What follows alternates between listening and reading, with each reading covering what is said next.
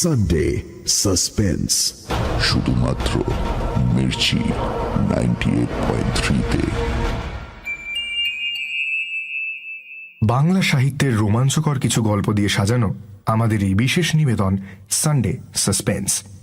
আজ আপনার জন্য নীলাঞ্জন চট্টোপাধ্যায়ের লেখা ডাক বাংলোতে সেই রাত। আজকের গল্পটি আমরা নিয়েছি পরম্পরা প্রকাশনের সেরা ভূতের গল্প বইটি থেকে। গল্প পাঠে দীপ, গল্পের সূত্রধর আমি অগ্নি। শুরু হচ্ছে ডাক বাংলোতে সেই রাত।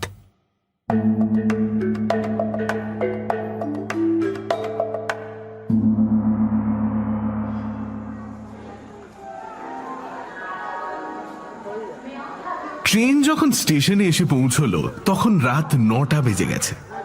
নেমে পড়লাম বটে, তবে এই স্টেশন আমার সম্পূর্ণ অচেনা। এখানে আমি আগে কোনো দিন আসিনি। আজ আসতে হলো চাকরির খাতিরে। সেই বিকেল 4:15 লোকালে শিয়ালদা থেকে উঠেছিলাম। প্রায় 140 কিলোমিটার রেলপথ আসতে 5 ঘন্টা লাগার কথা নয়, মাত্র ঘন্টা তিনেকের মধ্যেই আমার পৌঁছে যাওয়ার কথা। কিন্তু মাঝ রাস্তায় দুর্ঘটনার কারণে লাইন অবরোধ ছিল বহুক্ষণ। তার ফলে গন্তব্যে পৌঁছতে এত দেরি। কেন্দ্রীয় সরকারের অডিট অফিসে আমি একজন চাকুরে। এই রাজ্যের নানা জেলায় সরকারি অফিসগুলোতে অডিট করা আমার কাজ। আমাদের একটা অডিট টিম আছে, তাতে আছি আমরা 5 জন। হেমন্তবাবু হলেন আমাদের টিমের একজন অফিসার। আমি, রণজয়, সত্য আর কল্লোল তার নির্দেশ মেনে অডিটের কাজ করি। যেখানে যখনই অডিট করতে যাই এই 5 জনই যাই। এই অঞ্চলের বিডিও অফিসে আমাদের অডিট শুরু করার কথা। হেমন্তবাবুর নির্দেশে আমাকে আগে আসতে হলো। তার কারণ আমি আগামীকাল বিডিও অফিসে পৌঁছে অডিটের ব্যাপারে প্রাথমিক কথাবার্তা বিডিও সাহেবের সঙ্গে বলে নেব। তিনি প্রয়োজনীয় কাগজপত্র আমার পরামর্শ মতো গুছিয়ে রাখবেন। একদিন বাদে, অর্থাৎ আগামী পরশু, হেমন্তবাবু আরো 3 জনকে নিয়ে হাজির হবেন এখানে। পুরো দমে তখন অডিটের কাজকর্ম শুরু হবে। কলকাতার অফিস থেকে হেমন্তবাবু ফোনে বিডিওর সঙ্গে আমাদের থাকার ব্যাপারে কথাবার্তা বলেছিলেন। এই মফস্বলে নাকি থাকার খুব একটা ভালো জায়গা নেই। হোটেল নেই, কিন্তু 2-3টে লজ আছে। সেরকমই একটা লজে 3টে ঘর বুক করে আমাদের কয়েকদিন থাকার ব্যবস্থা করা হবে। আর একটা পুরনো ডাক বাংলো আছে। সেখানে আমাদের 5 জনের একসঙ্গে থাকার সংকুলান না হলেও 2 রাতের জন্য আমার একা থাকার ব্যবস্থা করা হয়েছে। হেমন্তবাবুরা এখানে এসে পৌঁছলে ডাক বাংলো থেকে পাত্তারি গুটিয়ে আমি ওদের সঙ্গে লজে সাময়িক আস্তানা কাটব। এই মফস্বলে আমি প্রথম এলাম। এখানকার কিছুই চিনি না। ডাক বাংলো কোন দিকে সে বিষয়েও কোনো ধারণা নেই। তাতে অসুবিধে হওয়ার কথা নয়, কারণ হেমন্তবাবু আমাকে বলে দিয়েছিলেন স্টেশনে নেমে যে কোনো রিক্সা চালককে বললেই সে আমায় ডাক বাংলোতে নিয়ে যাবে। এখানকার বিডিও ফোনে হেমন্তবাবুকে সেরকমই জানিয়েছেন। ট্রেন থেকে এই স্টেশনে আমি ছাড়া আর 2-4 জন যাত্রী নেমেছিল। তাদের অনুসরণ করে খাড়া ওভারব্রিজ পেরিয়ে স্টেশনের বাইরে চলে এলাম। সারি সারি রিক্সা দাঁড়িয়ে রয়েছে। একজন রিক্সা চালককে জিজ্ঞেস করতে সে বলল ডাকবাংলো যাবে, তবে 7 টাকা ভাড়া লাগবে। দরাদরি করার স্পৃহা আমার ছিল না। এত রাত হয়ে যাবে ভাবতে পারিনি। পেট চুই চুই করছিল খিদে, কাজেই চুপচাপ চড়ে বসলাম রিক্সাতে। ডাকবাংলো পৌঁছতে বড় জোর 5-6 মিনিট লাগলো। স্টেশন থেকে যা দূরত্ব, 7 টাকা ভাড়া হওয়ার কথা নয়, কিন্তু 5 টাকা ভাড়াই যথেষ্ট। বুঝলাম আমাকে নতুন যাত্রী পেয়ে রিক্সা চালক একটু উপরি আদায় করলো আর কি। অডিটের কাজের সূত্রেই অন্যান্য জেলার সরকারি ডাকবাংলোতে থাকার অভিজ্ঞতা আমার আছে। সব জায়গাতেই ডাকবাংলো দেখতে একই রকম হয়। পাঁচিল দিয়ে ঘেরা অনেকটা জায়গার মাঝখানে ফ্যাকাশে লাল রঙের বাড়ি, পেল্লায় উঁচু সিলিং, বড় বড় 2-3খানা ঘর থাকে। আর প্রতি ডাকবাংলোতে একজন চৌকিদারও থাকে। রিক্সা থেকে নেমে ভাড়া মিটিয়ে লোহার গেট পেরিয়ে ভেতরে এলাম। আমার আসার কথা চৌকিদার আগে থেকেই জানতো, তাই মরাম বেছানো রাস্তার ওপর আমার জুতোর মশমশ আওয়াজ শুনেই সে ছুটে এলো। বয়স্ক মানুষ, পরনে লুঙ্গি আর বিবর্ণ গেঞ্জি, মাথায় অল্প কাঁচা পাকা চুল। আমি কলকাতার অডিট অফিস থেকে আসছি শুনে সে আর তেমন কিছু জিজ্ঞেস করলো না। বুঝলাম বিডিওর অফিস থেকে তাকে প্রয়োজনীয় নির্দেশ দেওয়াই ছিল। আমাকে নমস্কার করে অভিবাদন জানালো, তারপর ঘর খুলে দিল। ডাকবাংলোর ভেতরটা দেখেই বুঝলাম এর নকশাটা আমার আগেই জানা। দুটো বড় ঘর, মাঝখানে বিশাল ডাইনিং হল। চৌকিদারকে জিজ্ঞেস করে জানলাম অন্য ঘরে কোনো অতিথি নেই, আমাকে একাই থাকতে হবে। মে মাসের গরম, ঘামে বিজবিজ করছে শরীর। থাকার ঘরের সঙ্গে লাগোয়া স্নানঘরটি বেশ বড় সড়ো। সেখানে কল খুললেই ঠান্ডা জল, মাথার উপর শাওয়ারও আছে। দেখলাম আমি আসবো বলেই চৌকিদার স্নানঘরে পরিষ্কার টাওয়েল এবং সাবানদানিতে নতুন সাবান রেখে দিয়েছে। বেশ আরাম করে চান করতে শরীর থেকে যাবতীয় ক্লান্তি কোথায় দূর হয়ে গেল। চনমনে বোধ করছিলাম। তারপর পাট ভাঙা পাজামা পাঞ্জাবি পরে নিয়ে ডাইনিং টেবিলে খেতে বসলাম। ভাত, ডাল, আলু পটলের তরকারি আর ডিমের ঝোল। চৌকিদারকে জিজ্ঞেস করে জানলাম হোটেলের খাবার সে আনেনি, নিজেই রান্না করেছে। বেশ সুস্বাদু রান্না। আমি তার রান্নার প্রশংসা করাতে সে লাজুকভাবে হাসল। লোকটি বেশি কথা বলে না, যেটুকু প্রশ্ন করি সেটুকুরই জবাব দেয়। তার নামও জানলাম, দশরথ, পদবী মণ্ডল। যে ঘরটিতে আমার থাকার ব্যবস্থা হয়েছে সেখানে দুটি লোহার খাট। একটিতে আমার জন্য বিছানা পেতেছে দশরথ, ধবধবে সাদা চাদর, দুটি বালিশ, আর ও হ্যাঁ, মশারিও আছে, অক্ষত মশারি। ডাকবাংলো কিংবা লজের মশারিতে দেখেছি সবসময় এক আধটা ফুটো থাকেই। আজকের এই মশারিটা ব্যতিক্রম। দশরথকে জিজ্ঞেস করাতে সে বলল মশারি, বালিশ, বিছানার চাদর সব নাকি সম্প্রতি কেনা হয়েছে। বাবা, আমার ভাগ্যটা ভালোই বলতে হবে। ডাকবাংলো থেকে কয়েক গজ দূরে দশরথের থাকবার কোয়ার্টার। সেখানে সে বউ ছেলে মেয়ে নিয়ে থাকে। রাতে দরকার হলে আমি একটা হাঁক পারলেই সে চলে আসবে বলে জানালো। আমি জানি তার দরকার হবে না, কারণ পথশ্রমে শরীর এত ক্লান্ত যে ঘুমটা যে গভীর হবে তাতে সন্দেহ নেই। দশরথ চলে গেলে দরজা আটকে দিলাম। একটা খড়খড়ি দেওয়া পেল্লায় সাইজের জানলা, লম্বা লোহার শিক দিয়ে ঘেরা। সে জানলাটা দক্ষিণ দিকে, ফুরফুরে বাতাস আসছিল। ওটা বন্ধ করার কোনো মানে হয় না, খোলাই রাখলাম। তাতে ভালোই হলো, কারণ ডাকবাংলোয় উঁচু সিলিংয়ে পুরনো ফ্যানটি ক্যাঁচ ক্যাঁচ আওয়াজ তুলে বড় ধীর গতিতে ঘুরছে। দক্ষিণ খোলা জানলাটি না থাকলে গরমের দাপটে ঘুমোতে রীতিমতো অসুবিধেই হওয়ার কথা। ঘুমোবার আগে কিছু একটা না পড়লে আমার আবার সহজে ঘুম আসে না। একটা বাংলা সাময়িক পত্রিকা পড়তে পড়তেই ঘুমে চোখের পাতা ভারী হয়ে এলো। মশারি তুলে বাইরে বেরিয়ে আলোটা নিভিয়ে আবার মশারির মধ্যে ঢুকে পড়লাম। কখন যে ঘুম এসে গেল আমার বুঝতে পারার কথা নয়। কতক্ষণ ঘুমিয়েছিলাম তাও জানি না। হঠাৎ ঘুমটা ভেঙে গেল। চোখের সামনে ঘুটঘুটে অন্ধকার, চারিদিক নিস্তব্ধ, শুধু ফ্যানের একঘেয়ে ক্যাচ ক্যাচ আওয়াজ। বোধহয় অনেকক্ষণ হলো বাতাস পড়ে গেছে। জানলা দিয়ে বাতাস তো আর আসছে না। ঘামে ভিজে গেছে শরীর। অত্যধিক গরমের জন্যই কি ঘুমটা ভেঙে গেল, নাকি অন্য কোনো কারণ? আর কি কারণ হতে পারে? চুপচাপ বিছানায় শুয়ে আবার ঘুমোবার চেষ্টা করলাম, কিন্তু চারপাশ তো এখন নিস্তব্ধ নয়। কেমন যেন একটা আওয়াজ আসছে কানে, যেন কেউ কাঁদছে। কে কাঁদছে? দশরথের বাড়িতে কেউ কাঁদছে। কান পেতে শুনলাম। হ্যাঁ, ঠিকই, কান্নার আওয়াজ। কেউ যেন ফুঁপিয়ে ফুঁপিয়ে কাঁদছে। মনে হচ্ছিল বন্ধ দরজার ওপারেই কেউ কাঁদছে।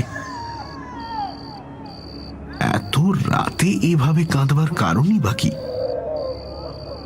কেউ কি কাউকে মারধর করেছে? আমার মনে হলো আমার চুপ করে শুয়ে থাকা উচিত নয়।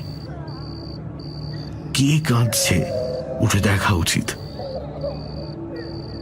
মনের মধ্যে কে যেন বিড়বিড় করছিল, উঠে পড়ো, উঠে পড়ো, উঠে পড়ো। মশারি তুলে বাইরে এলাম। কান পেতে শুনলাম। বালিশের পাশে টর্চ নিয়ে শোয়া উচিত ছিল, কিন্তু টর্চটা আমি আনতেই ভুলে গেছি। মনে হচ্ছিল আমার ঘরের বন্ধ দরজার ওপারেই কেউ কাঁদছে।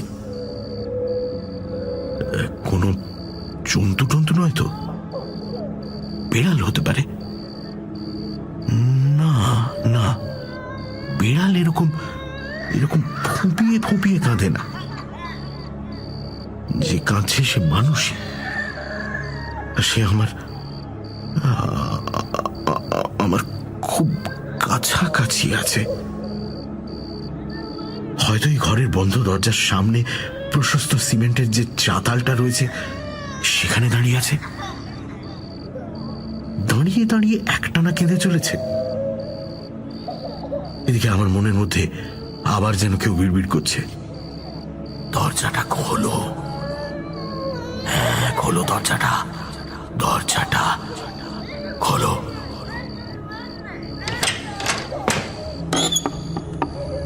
অগ্রপশ্চাৎ বিবেচনা করার সুযোগই পেলাম না। যেন মনের মধ্যে যে কথা বলছে তার আদেশ মেনেই দরজাটা খুললাম। আর চৌকাঠ ডিঙিয়ে ঘরের বাইরে এসে দেখলাম সিমেন্টের চাতালে একটা ছোট মেয়ে দাঁড়িয়ে আছে।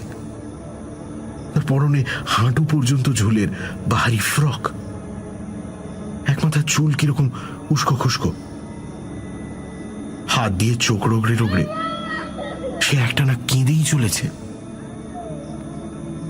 আমি একটু এগিয়ে গিয়ে জিজ্ঞেস করলাম, কি হলো খুকি, কাঁদছো কেন? তোমার বাবার নাম কি দশরথ? উত্তরে মেয়েটি মুখে কিছু বলল না, শুধু আঙুল দিয়ে দূরের দিকে দেখালো। আমি কিছুই বুঝতে পারলাম না কি দেখাচ্ছে ও। ওদিকে তো অন্ধকার ঝোপঝাড়, ওদিকে কি আছে? আমি আরো একটু এগিয়ে গেলাম। মুখে বললাম, ওখানে কি দেখাচ্ছ খুকি? কি হয়েছে ওখানে? উত্তরে মেয়েটা এবারও মুখে কিছু বলল না। ও কি কথা বলতে পারে না? বোবা। কিন্তু বারবার আঙুল দিয়ে দূরের ঝোপঝাড়ের দিকে ও কি দেখাতে চাইছে? এবার মেয়েটা চাতাল থেকে মোরামের রাস্তায় নেমেছে। এক টানা কেঁদে যাচ্ছে আর বারবার আঙুল তুলে দূরের দিকে দেখাচ্ছে। আকাশে এক ফালি চাঁদও নেই। অন্ধকারে ঘন হয়ে আছে চারপাশ। আমি আবছাভাবে মেয়েটাকে শুধু খেয়াল করতে পারছি। এখন দেখছি ও ছুটে যাচ্ছে দূরে, যেদিকে ঝোপঝাড়। তবে ওদিকে তো পাঁচিলের বাধাও আছে। কিছুটা গিয়ে থামছে, আমার দিকে তাকাচ্ছে, আঙুল তুলে কি যেন ইশারা করছে, আবার ছুটছে। আমি আর স্থির দাঁড়িয়ে থাকতে পারলাম না। ভীষণ কৌতূহল হচ্ছিল আমার। কি দেখাতে চাইছে মেয়েটা? ইশারায় কি বোঝাতে চাইছে? আমি সিঁড়ি দিয়ে মোরামের জমিতে নেমে এলাম। তারপর মেয়েটা যেদিকে ছুটছে সেদিকে এগোতে লাগলাম। খানিকটা এগোতেই দেখি গাছপালার মাঝখানে একটা ইদারা, আর সেই ইঁদারার পাশে একটা ঝাঁকড়া গাছের দিকে তাকিয়ে আতঙ্কে বুক হিম হয়ে গেল আমার। সেই গাছের ডালে একটা মানুষ গলায় দড়ি দিয়ে ঝুলছে। দমকা বাতাস বইল একবার, আর আমি দেখলাম বাতাসের দাপটে ঝুলন্ত শরীরটা ঘুরপাক খাচ্ছে। মানুষটি কে? সে গলায় দড়ি দিয়েছে কেন? কেন? মেয়েটাই বা কে? এরকম ভাবতে ভাবতে আমি দেখলাম মেয়েটা ইঁদারার চওড়া চাতালে গিয়ে উঠে দাঁড়িয়েছে। একটানা কেঁদে চলেছে, আঙুল দিয়ে বারবার দেখাচ্ছে গাছের ডালে ঝুলন্ত দেহটাকে। আর তারপরেই আমি মেয়েটাকে আর দেখতে পেলাম না। কোথায় গেল? ওই ইঁদারার মধ্যে লাফিয়ে পড়লো নাকি? আমি ইঁদারার একেবারে ধারে এগিয়ে গেলাম, চাতাল থেকে ঝুঁকে নিচের গভীরে তাকালাম। অতল স্পর্শী অন্ধকার, আর ইঁদারার সেই অন্ধকারময় গভীরতা থেকে একটানা কান্নার আওয়াজ ভেসে আসছে। তার মানে বাচ্চা মেয়েটা ইঁদারার মধ্যে লাফিয়ে পড়েছে, আর সেখান থেকেই তার কান্নার শব্দ আমার কাছে আসছে। কিন্তু কিন্তু আমি কি করব? আমি কি ওই ইঁদারার মধ্যে ঝাঁপ দেব? হ্যাঁ, তাই করাই উচিত। ওই বাচ্চা মেয়েটাকে বাঁচাবার কোনো চেষ্টা করব না।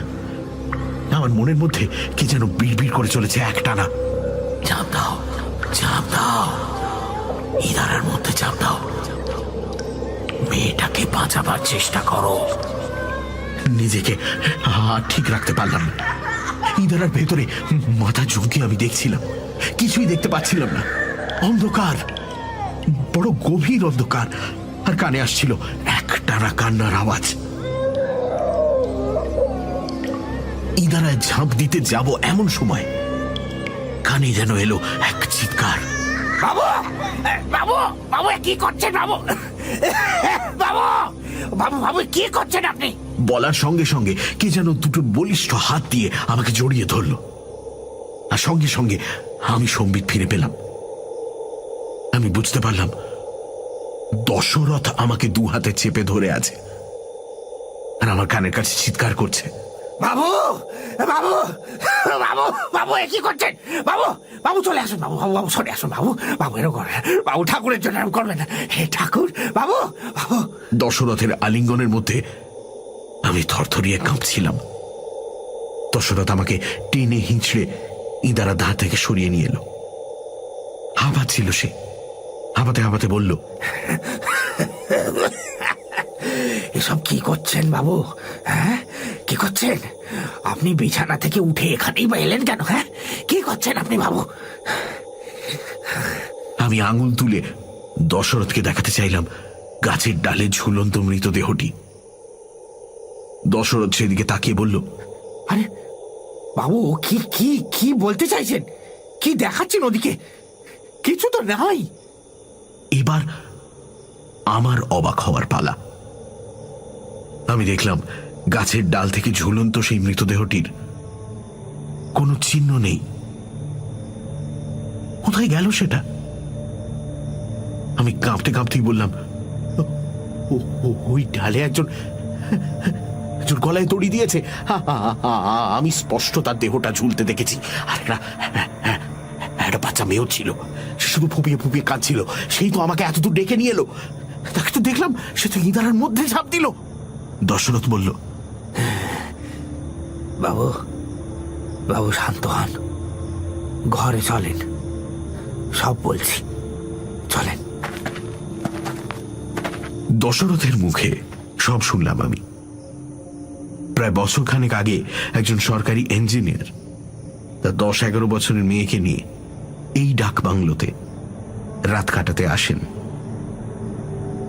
পরের দিন সকালে দেখা যায় ইঁদারার পাশে ওই ঝাঁকড়া আম গাছের ডালে গলায় দড়ি দিয়ে ঝুলছে লোকটি, আর তার মেয়েটি নিখোঁজ। পরে ইঁদারার জলে মেয়েটির দেহ ভেসে ওঠে। এসব নিয়ে নানান লোকে নানান কথা বলে, কেউ বলে মেয়েকে ইঁদারার জলে ঠেলে ফেলে দিয়ে লোকটি আত্মহত্যা করেছিল। আবার কেউ বলে মাঝরাতে বাবাকে ওভাবে গাছের ডালে ঝুলতে দেখে মেয়েটি নিজেই ভয় পেয়ে ইঁদারার মধ্যে লাফিয়েছিল। পুলিশের তদন্তে মৃত লোকটির সম্বন্ধে আরো জানা যায় যে সে ব্যক্তিগত জীবনে খুব অসুখী ছিল, কারণ তার স্ত্রী অল্প বয়সে দুরারোগ্য ব্যাধিতে ভুগে মারা গিয়েছিল।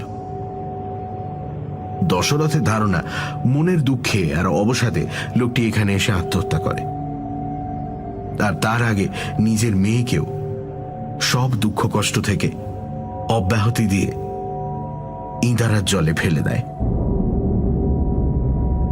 আমি দশরথকে একটা প্রশ্ন করেছিলাম, এর আগেও তো আমার মতো অনেকে বাংলোয় থাকতে এসেছে, তারা কেউ রাতে কিছু দেখেনি।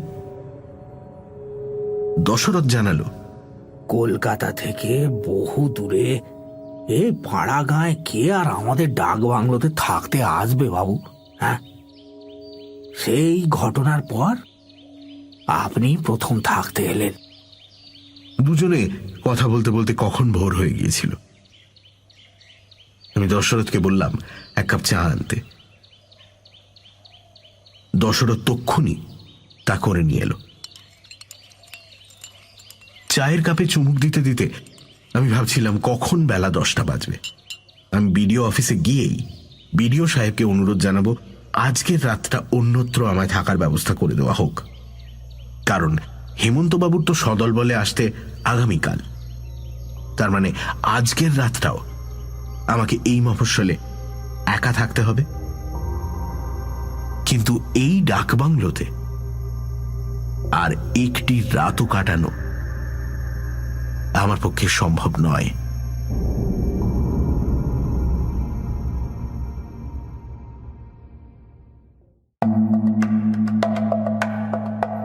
সানডে সাসপেন্সে আজ শুনছিলেন ডাক বাংলোতে সেই রাত।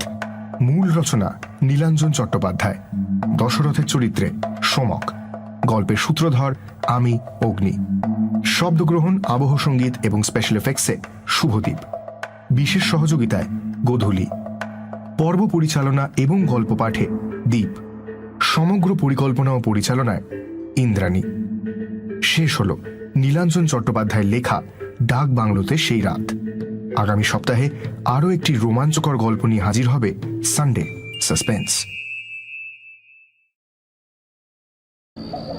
এদিকে আমার মনের মধ্যে আবার যেন কেউ বিড়বিড় করছে, দরজাটা খোলো, হ্যাঁ খোলো, দরজাটা খোলো।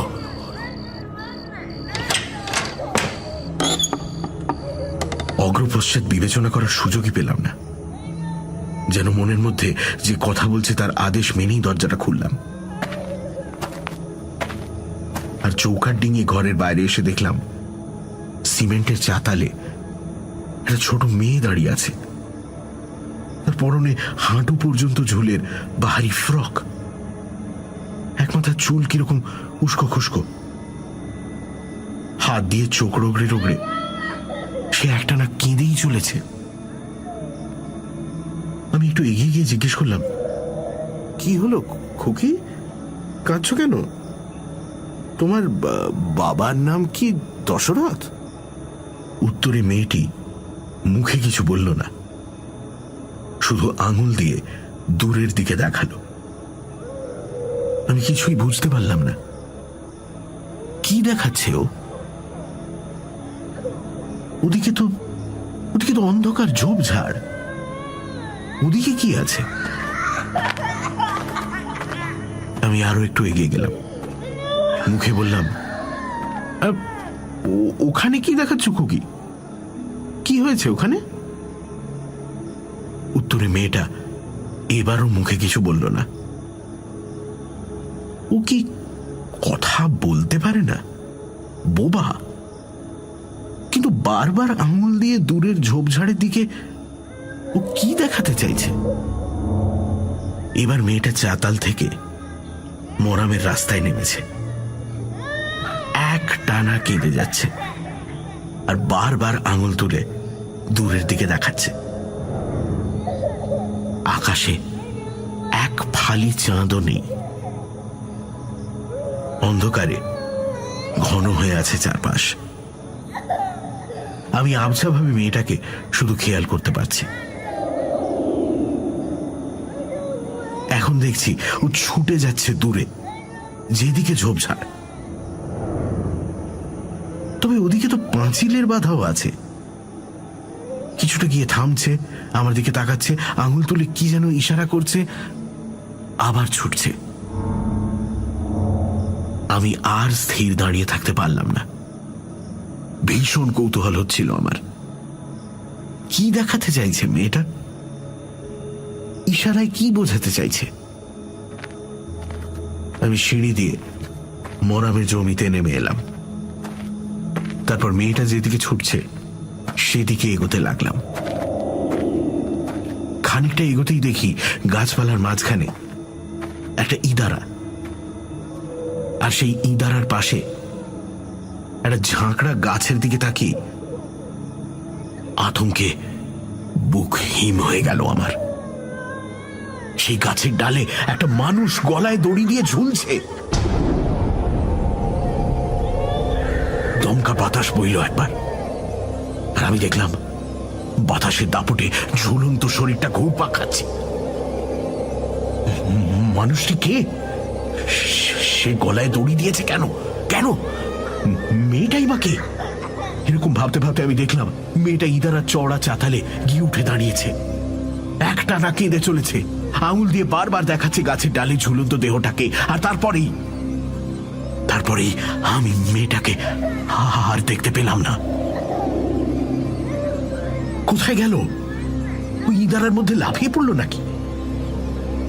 আমি ইদারার একেবারে ধারে এগিয়ে গেলাম।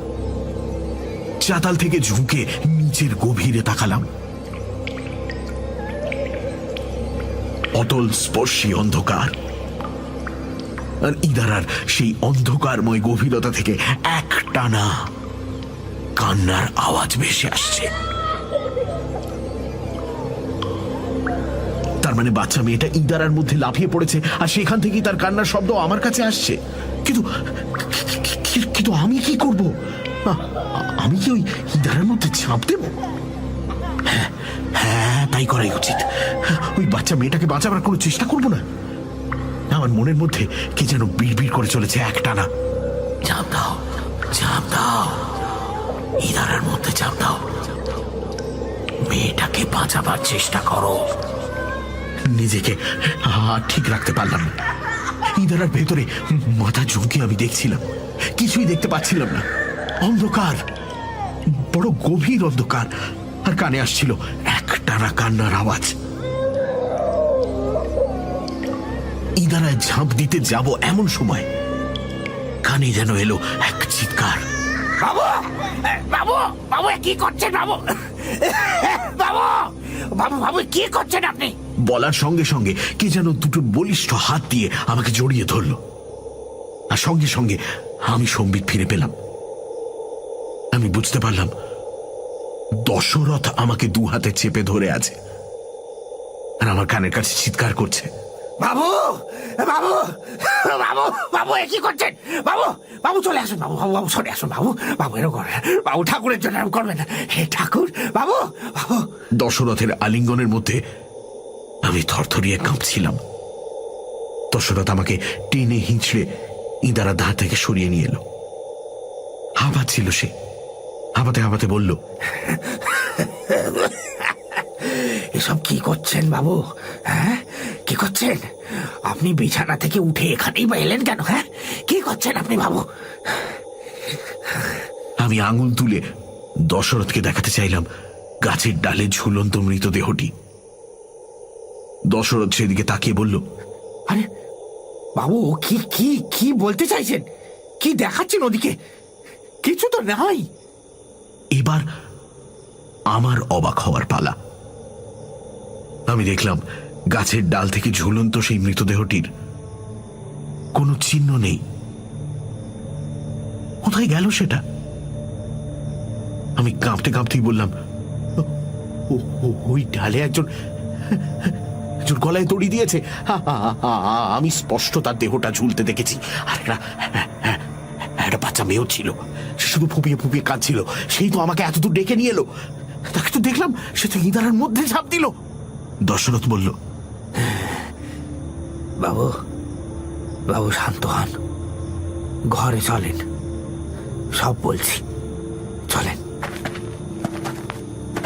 দশরথের মুখে সব শুনলাম আমি। প্রায় বছরখানেক আগে একজন সরকারি ইঞ্জিনিয়ার তার 10-11 বছরের মেয়েকে নিয়ে এই ডাক বাংলোতে রাত কাটাতে আসেন। পরের দিন সকালে দেখা যায় ইঁদারার পাশে ওই ঝাঁকড়া আম গাছের ডালে গলায় দড়ি দিয়ে ঝুলছে লোকটি, আর তার মেয়েটি নিখোঁজ। পরে ইঁদারার জলে মেয়েটির দেহ ভেসে ওঠে। এসব নিয়ে নানান লোকে নানান কথা বলে। কেউ বলে মেয়েকে ইঁদারার জলে ঠেলে ফেলে দিয়ে লোকটি আত্মহত্যা করেছিল, আবার কেউ বলে মাঝরাতে বাবাকে ওভাবে গাছের ডালে ঝুলতে দেখে মেয়েটি নিজেই ভয় পেয়ে ইঁদারার মধ্যে লাফিয়েছিল। পুলিশের তদন্তে মৃত লোকটির সম্বন্ধে আরো জানা যায় যে সে ব্যক্তিগত জীবনে খুব অসুখী ছিল, কারণ তার স্ত্রী অল্প বয়সে দুরারোগ্য ব্যাধিতে ভুগে মারা গিয়েছিল। দশরথের ধারণা মনের দুঃখে আর অবসাদে লোকটি এখানে এসে আত্মহত্যা করে, আর তার আগে নিজের মেয়েকেও সব দুঃখ কষ্ট থেকে অব্যাহতি দিয়ে ইঁদারার জলে ফেলে দেয়। আমি দশরথকে একটা প্রশ্ন করেছিলাম, এর আগেও তো আমার মতো অনেকের বাংলোয় থাকতে এসেছে, তারা কেউ রাতে কিছু দেখেনি। দশরথ জানালো, কলকাতা থেকে বহু দূরে এই পাড়া গাঁয়ে কে আর আমাদের ডাক বাংলোতে থাকতে আসবে বাবু? হ্যাঁ, সেই ঘটনার পর আপনি প্রথম থাকতে এলেন। দুজনে কথা বলতে বলতে কখন ভোর হয়ে গিয়েছিল। আমি দশরথকে বললাম এক কাপ চা আনতে। দশরথ তক্ষুনি তা করে নিয়ে এলো। চায়ের কাপে চুমুক দিতে দিতে আমি ভাবছিলাম কখন বেলা 10টা বাজবে। আমি বিডিও অফিসে গিয়েই বিডিও সাহেবকে অনুরোধ জানাবো আজকের রাতটা অন্যত্র আমায় থাকার ব্যবস্থা করে দেওয়া হোক, কারণ হেমন্তবাবুর তো সদল বলে আসতে আগামীকাল। তার মানে আজকের রাতটাও আমাকে এই মফস্বলে একা থাকতে হবে। কিন্তু এই ডাকবাংলোতে আর একটি রাতও কাটানো আমার পক্ষে সম্ভব নয়।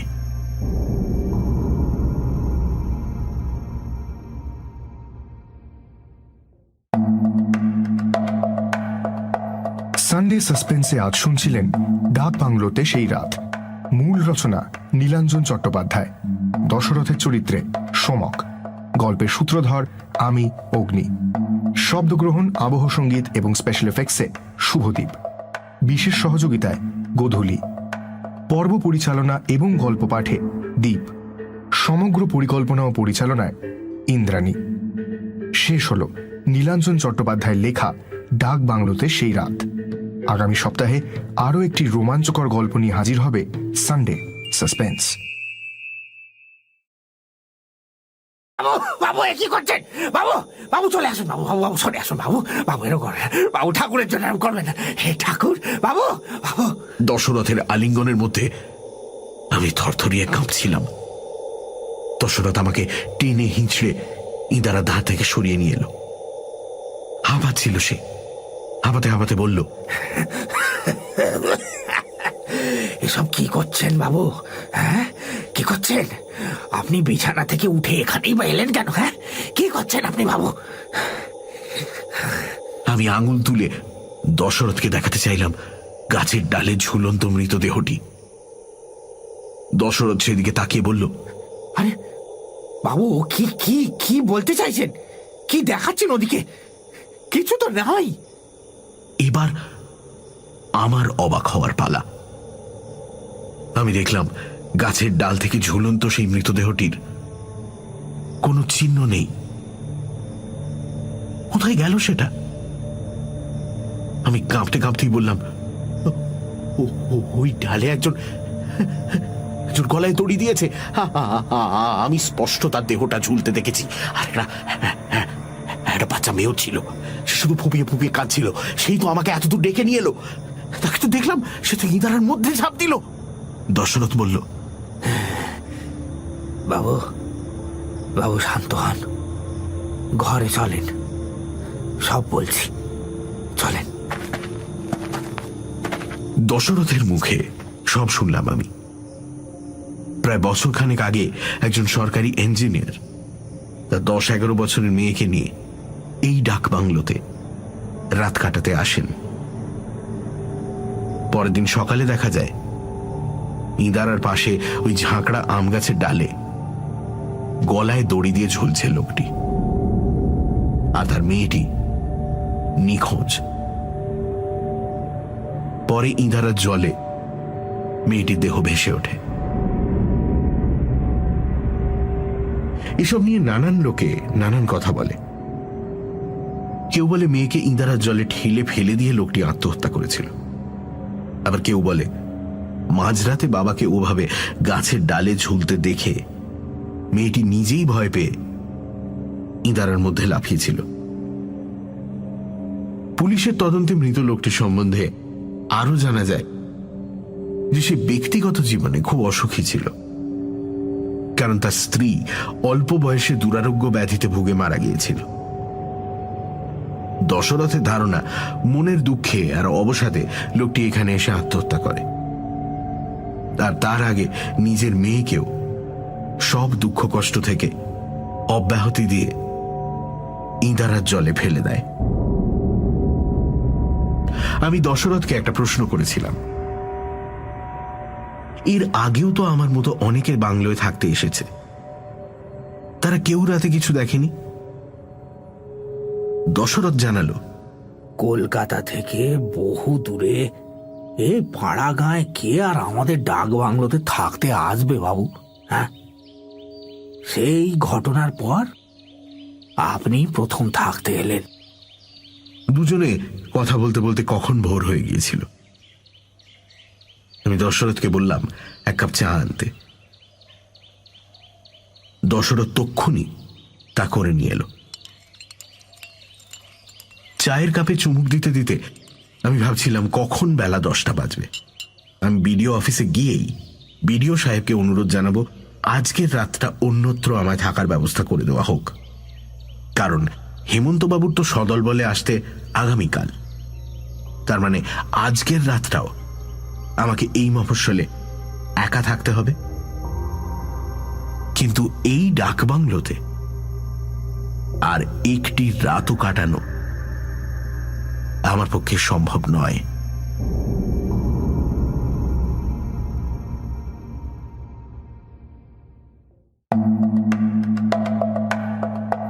সানডে সাসপেন্সে আজ শুনছিলেন ডাক বাংলোতে সেই রাত।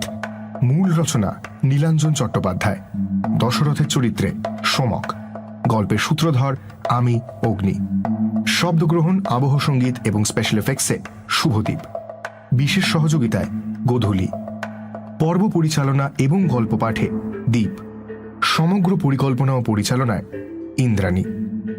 শেষ হল নীলাঞ্জন চট্টোপাধ্যায়ের লেখা ডাক বাংলোতে সেই রাত। আগামী সপ্তাহে আরও একটি রোমাঞ্চকর গল্প নিয়ে হাজির হবে সানডে সাসপেন্স।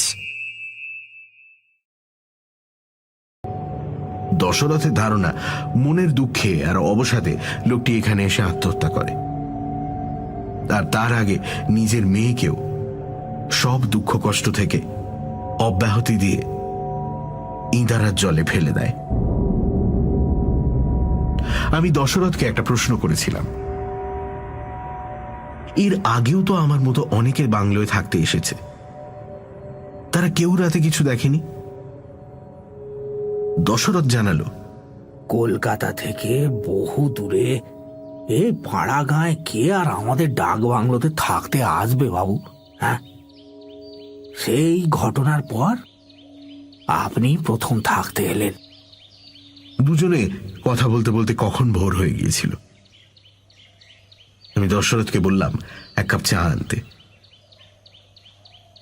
দশরথ তক্ষুনি তা করে নিয়ে এলো। চায়ের কাপে চুমুক দিতে দিতে আমি ভাবছিলাম কখন বেলা 10টা বাজবে। আমি বিডিও অফিসে গিয়েই বিডিও সাহেবকে অনুরোধ জানাবো আজকের রাতটা অন্যত্র আমায় থাকার ব্যবস্থা করে দেওয়া হোক, কারণ হেমন্তবাবুর তো সদল বলে আসতে আগামীকাল। তার মানে আজকের রাতটাও আমাকে এই মফস্বলে একা থাকতে হবে। কিন্তু এই ডাকবাংলোতে আর একটি রাতও কাটানো আমার পক্ষে সম্ভব নয়।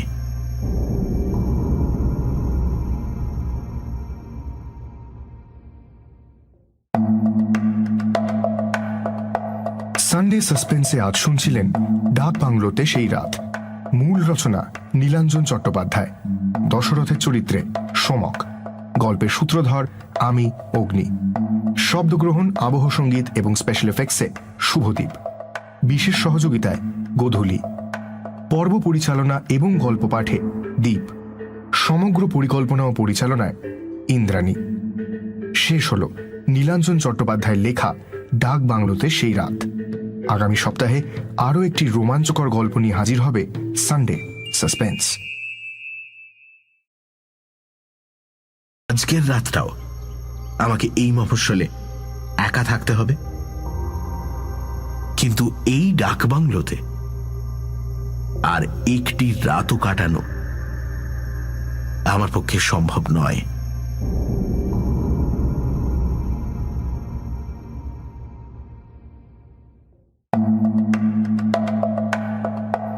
সানডে সাসপেন্সে আজ শুনছিলেন ডাক বাংলোতে সেই রাত। মূল রচনা নীলাঞ্জন চট্টোপাধ্যায়, দশরথের চরিত্রে সমক, গল্পের সূত্রধর আমি অগ্নি, শব্দগ্রহণ, আবহ সঙ্গীত এবং স্পেশাল এফেক্টসে শুভদীপ, বিশেষ সহযোগিতায় গোধূলি, পর্ব পরিচালনা এবং গল্প পাঠে দীপ, সমগ্র পরিকল্পনা ও পরিচালনায় ইন্দ্রাণী। শেষ হল নীলাঞ্জন চট্টোপাধ্যায়ের লেখা ডাক বাংলোতে সেই রাত। আগামী সপ্তাহে আরও একটি রোমাঞ্চকর গল্প নিয়ে হাজির হবে সানডে সাসপেন্স। শব্দগ্রহণ, আবহ সঙ্গীত এবং স্পেশাল এফেক্টসে শুভদীপ, বিশেষ সহযোগিতায় গোধূলি, পর্ব পরিচালনা এবং গল্প পাঠে দীপ, সমগ্র পরিকল্পনা ও পরিচালনায় ইন্দ্রাণী। শেষ হল নীলাঞ্জন চট্টোপাধ্যায়ের লেখা ডাক বাংলোতে সেই রাত। আগামী সপ্তাহে আরও একটি রোমাঞ্চকর গল্প নিয়ে হাজির হবে সানডে সাসপেন্স। চট্টোপাধ্যায়ের লেখা ডাক বাংলোতে সেই রাত। আগামী সপ্তাহে আরও একটি রোমাঞ্চকর গল্প নিয়ে হাজির হবে সানডে সাসপেন্স। Sunday suspense.